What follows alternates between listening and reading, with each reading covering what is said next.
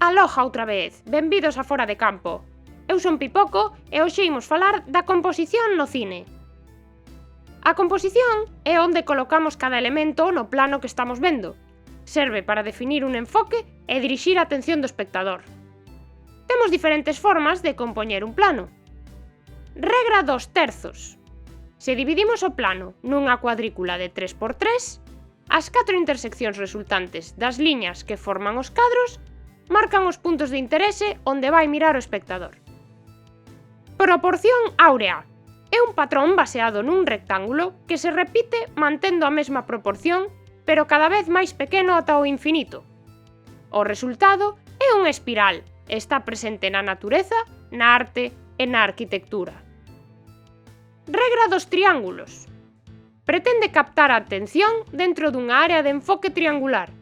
As composicións triangulares son moi habituais en cine e en fotografía. Regra da mirada. Consiste en que toda persoa, animal ou cousa dentro do recadro fotográfico debe ter máis espazo libre na súa parte frontal que na traseira. Desta forma, enfocámonos na dirección da súa mirada. Simetría. Nesta composición, as masas distribúense a ambos lados do eixo central do cadro para dar unha sensación de orde e unidade. Ademais disto, as liñas e as formas tamén se empregan para transmitir ideas. As liñas verticais denotan forza ou rixidez. As liñas horizontais falan de tranquilidade e equilibrio.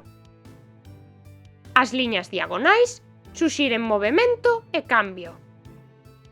As liñas curvas simbolizan ideas de natureza, elegancia e incluso vida. E os cadrados e rectángulos tenden a relacionarse co artificial, o oposto ao mundo orgánico. Que che parece? Agora xa podes saber que tipos de composición se empregan nas túas pelis favoritas. Ata o próximo programa. Abur!